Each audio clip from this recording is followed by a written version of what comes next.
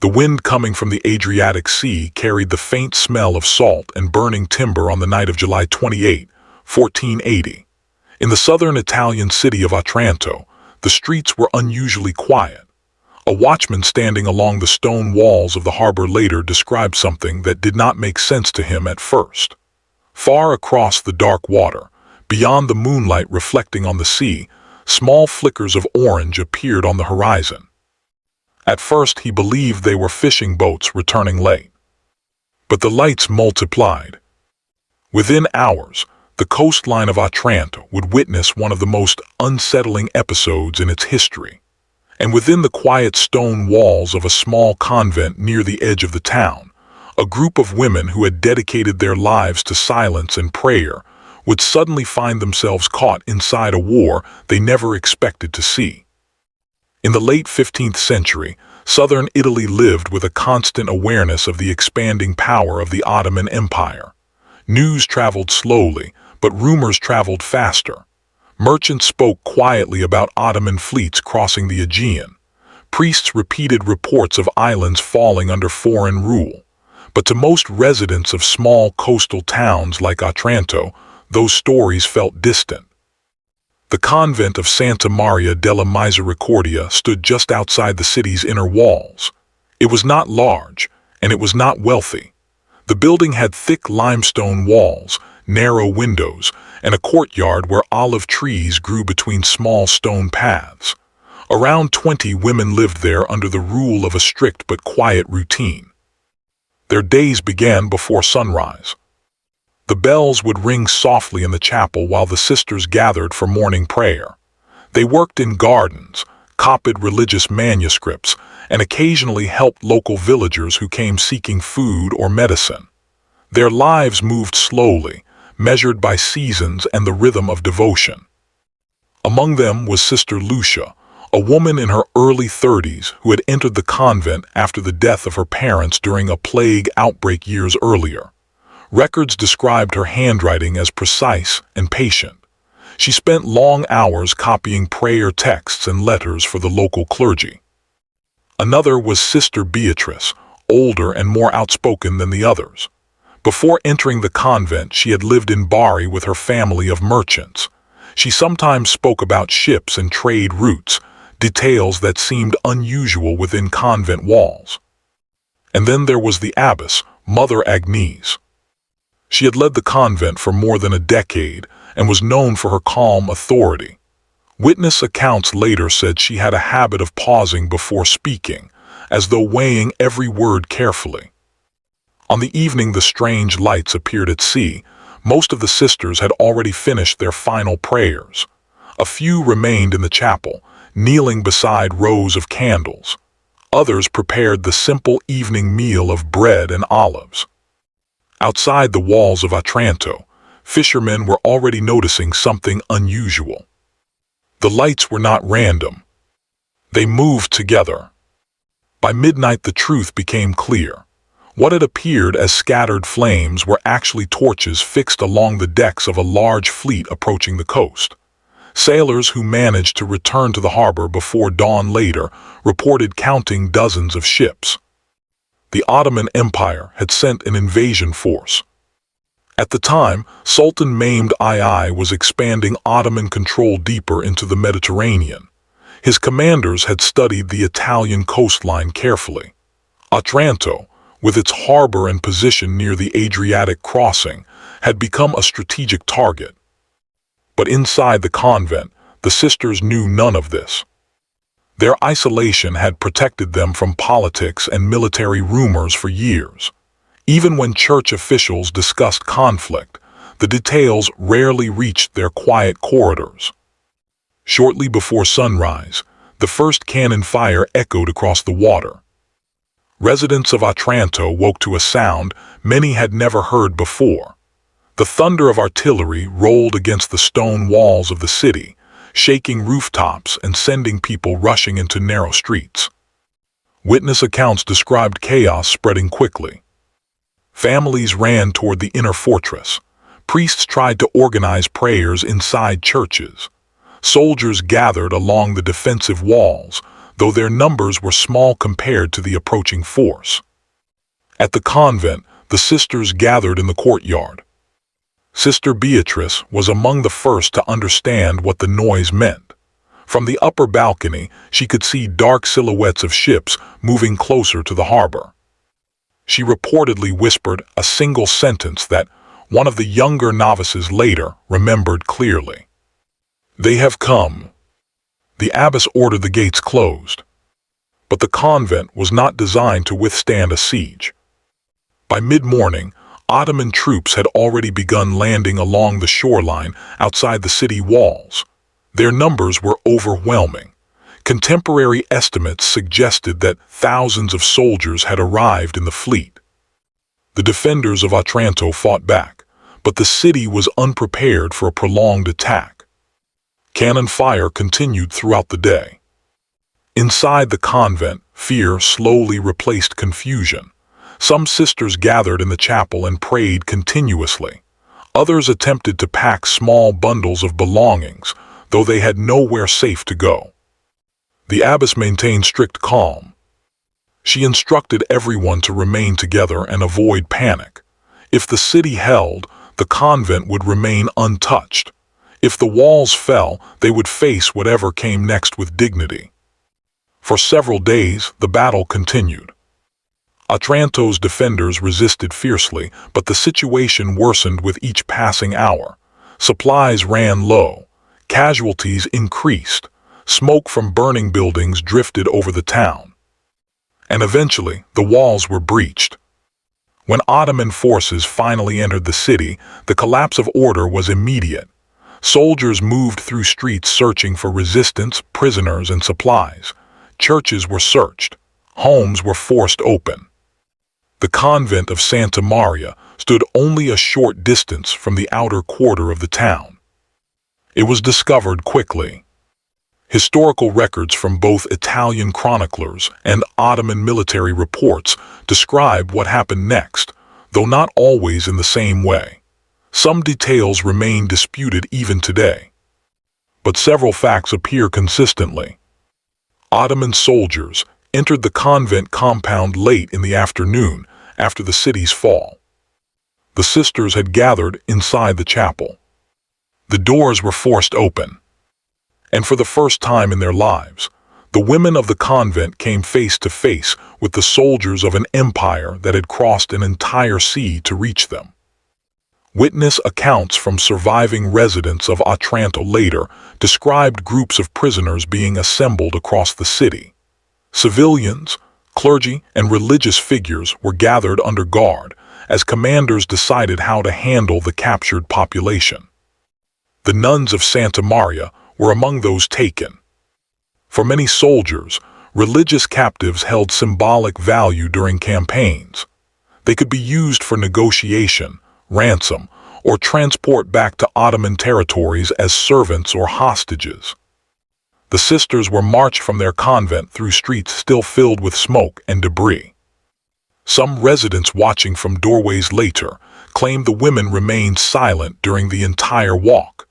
Others remembered hearing quiet prayers. But none of them could have known that this moment marked the beginning of a journey far beyond the shores of Italy. The fall of Otranto would become one of the most controversial military episodes of the late 15th century. Chroniclers argued over what truly happened to the prisoners taken during the occupation. Some reports described forced conversions, others spoke of executions. But a smaller group of records hinted at something different. They suggested that certain captives, including women from religious communities, were removed from the city entirely and transported across the Adriatic Sea. If you appreciate detailed investigations like this, you're watching The Ancestral Secrets. Subscribe and join us for more real case deep dives. What happened to those prisoners after they left Otranto remains one of the least understood parts of the entire campaign. Because once the ships carrying them disappeared over the horizon, the historical trail becomes far more difficult to follow. And the fate of the captured nuns would slowly transform into a mystery, hidden inside fragmented records, disputed testimonies, and centuries of speculation. The investigation into their story begins there. For several days after the fall of Otranto, the city existed in a strange and tense stillness. The violence of the assault had ended quickly once the Ottoman forces secured control, but the silence that followed was unsettling. Smoke still drifted above the rooftops, and the harbor remained crowded with warships anchored just beyond the shoreline. The population that had survived the siege was now under the authority of Ottoman commanders. Prisoners were separated into groups. Some were held within the city walls under guard. Others were moved toward the harbor where temporary encampments had been established near the landing sites. Soldiers moved methodically through the streets collecting valuables, supplies, and captives. Among those captives were the women taken from the convent of Santa Maria della Misericordia. Witness accounts from Italian chroniclers mention that the sisters were initially kept together. They were placed with other religious prisoners, including several priests and members of nearby monastic communities who had been captured during the search of churches and religious houses across Otranto. Descriptions from surviving residents suggest that the sisters remained composed despite the confusion around them. Many of them had lived quiet and isolated lives for years. The sudden exposure to armed soldiers, crowded camps, and the constant movement of prisoners must have been overwhelming. Yet several later testimonies mention that the abbess, Mother Agnes, continued to lead them in prayer even while under guard. For Ottoman commanders, the capture of Otranto was not simply a battlefield victory. The campaign had been carefully planned as part of a larger strategic effort to extend Ottoman influence into southern Italy. Holding the city was only one part of that objective. The treatment of prisoners became an immediate concern.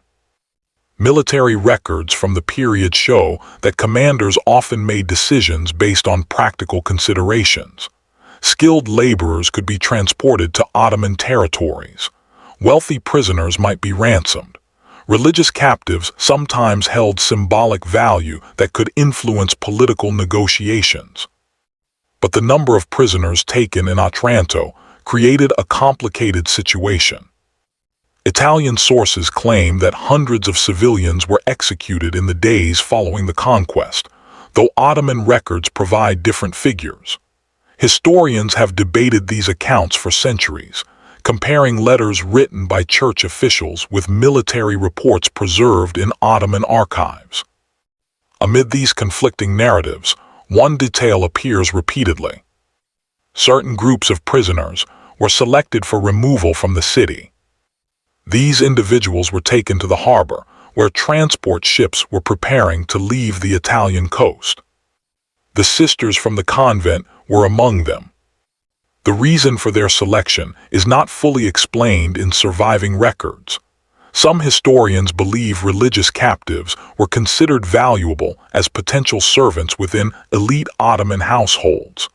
Others suggest that transporting them away from Otranto reduced the risk of rebellion among the remaining population. What is known is that within days of the city's fall, preparations began to move prisoners across the Adriatic Sea. The harbor became a place of constant activity. Ottoman sailors loaded supplies onto ships, while soldiers escorted groups of captives down narrow paths leading from the city gates toward the docks.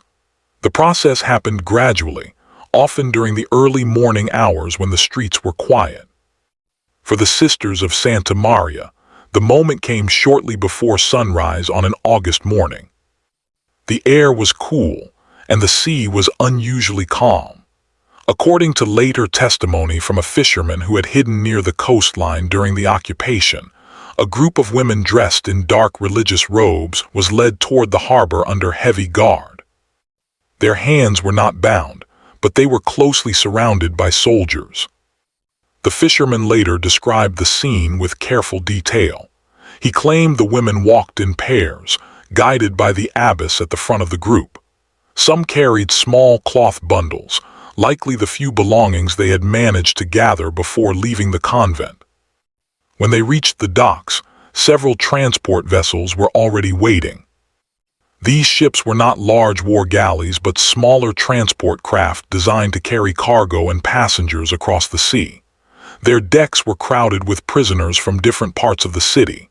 Men, women, and even a few children stood quietly as guards directed them aboard. The sisters were led onto one of these vessels. At that moment, their lives inside the convent ended completely. Everything familiar, the courtyard, the chapel, the olive trees, the quiet rhythm of prayer, had been left behind within the walls of Otranto. The ships departed before the sun fully rose. From the harbor, witnesses described a slow procession of vessels moving away from the Italian coastline. Their sails caught the early morning wind as they turned eastward across the Adriatic Sea. For those watching from the shore, the ships quickly became distant shapes against the horizon. Within hours, they disappeared entirely. What happened to the prisoners once they reached Ottoman territory is far more difficult to reconstruct. Historical records from the Ottoman Empire often focused on military campaigns and political events rather than the personal stories of individual captives. As a result, the fate of many prisoners taken during the conquest of Otranto remains uncertain. However, fragments of information survive in scattered documents written years later. Some appear in letters sent by church officials attempting to locate missing clergy and religious figures. Others appear in trade records from Mediterranean ports where travelers reported encounters with captives from Italian territories. One of the earliest references appears in a letter written in 1482 by a cleric in Naples. In the document, he mentions hearing reports that several women from religious communities captured in Otranto had been transported to cities within the Ottoman Balkans.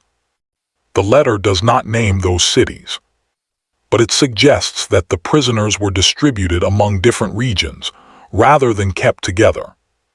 If that information was accurate, the sisters from Santa Maria may have been separated soon after arriving across the Adriatic.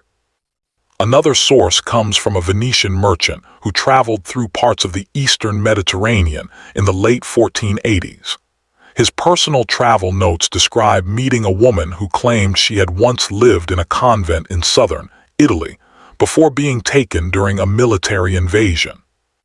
The merchant did not record her name, but he noted that she spoke Italian fluently and wore clothing that resembled the garments of religious orders, though altered over time. Historians remain cautious about linking this description directly to the nuns of Otranto, yet the account raises an unsettling possibility. Some of the captives may have survived the journey and lived for years within unfamiliar lands far from their original homes. If true, their experiences would have been deeply disorienting. Women who had once lived inside quiet convent walls would suddenly find themselves inside foreign cities, surrounded by unfamiliar languages, customs, and laws.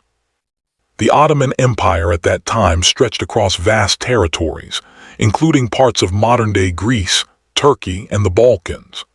Its cities were diverse places where traders, soldiers, scholars, and travelers from many cultures lived side by side.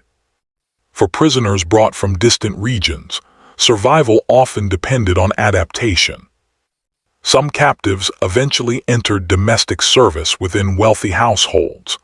Others were absorbed into local communities over time. A few managed to return to their homelands years later through ransom negotiations or diplomatic exchanges. But for the women taken from the convent of Santa Maria, the documentary trail becomes increasingly thin after their departure from Otranto. Their names appear clearly in church records before the invasion. After the ship sailed away, those names slowly disappear from official documents. And yet, centuries later, historians continue searching for traces of their lives within archives scattered across Europe and the Middle East. because somewhere inside those records may lie the final chapters of a story that began on a quiet night along the Italian coast, when distant lights appeared on the dark surface of the Adriatic Sea. Years passed after the ships carrying prisoners left the harbor of Otranto. The city itself slowly returned to life. Houses were rebuilt, churches reopened, and merchants cautiously returned to the port. Yet the memory of the siege remained embedded in the stories told by those who had survived it. For families whose relatives had disappeared during the occupation, the silence that followed was often the most painful part. Many never learned what had happened to those taken across the sea. The women of the convent of Santa Maria della Misericordia became part of that silence. Church records from southern Italy show that attempts were made to locate them. Letters circulated between bishops, monasteries, and religious authorities across the region. Some hoped the sisters had been ransomed. Others believed they might have been transferred between Ottoman territories and could eventually return. But answers rarely came. In the years immediately following the conquest of Otranto, political conditions in the region changed rapidly. Sultan Mehmed II, whose campaigns had driven the expansion into Italy, died in 1481. His death triggered internal struggles within the Ottoman Empire, forcing military commanders to shift their attention away from Western campaigns. As a result, the Ottoman occupation of Otranto ended sooner than many had expected. Within a year, the city returned to Christian control after negotiations and military pressure forced Ottoman forces to withdraw. When Italian authorities re-entered Otranto, they began documenting the aftermath of the siege. Lists were compiled of those who had died, those who had survived, and those who remained missing. Among the missing were the nuns taken from the convent. The convent itself still stood, though it had been looted during the occupation. Its courtyard was quiet again, but the community that once lived there had vanished. New sisters eventually arrived years later to restore the religious house, but they entered a place that carried the memory of the women who had lived there before them. Stories about those earlier sisters slowly transformed into something larger than simple historical records. Some accounts suggested that a few captives might have been seen years later in Ottoman territories. A handful of travelers claimed to have met Italian women who spoke of distant coastal towns and religious communities they had once belonged to. But these claims were difficult to confirm. Travel in the 15th century was slow and uncertain. Names were often recorded incorrectly, and memories changed over time. What began as eyewitness testimony could easily evolve into rumor as stories passed from one traveler to another. Historians studying the period today often approach these accounts carefully. Some believe that at least a few of the captured nuns likely survived the initial transport across the Adriatic. In many Ottoman cities, prisoners were integrated into households or administrative systems rather than immediately executed. Records from other military campaigns show similar patterns. Yet direct documentation connecting the Sisters of Santa Maria to specific locations remains elusive.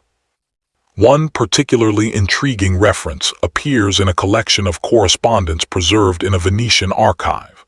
The document, written by a diplomat traveling through the eastern Mediterranean several years after the fall of Otranto, mentions a conversation with a woman who claimed she had once lived in a convent in southern Italy. According to the diplomat's notes, she described a coastal town with stone walls and a chapel surrounded by olive trees. The description closely resembled the convent near Otranto. But the diplomat recorded no name, no date of capture, and no details that could confirm her identity. If the woman was indeed one of the missing sisters, she may have spent years adapting to a life she had never chosen. If she was someone else entirely, then the mystery deepens further. Because by the end of the 15th century, the official records concerning the captured nuns grow increasingly quiet. Their names appear clearly in documents written before the invasion. They appear again briefly in accounts describing the fall of Otranto and the transport of prisoners. After that point, the trail fades. Modern historians continue to investigate the event by comparing sources from both sides of the conflict. Ottoman archives, Italian church records, merchant journals, and diplomatic correspondence all provide fragments of the story. Each fragment adds a small detail, yet none offer a complete answer.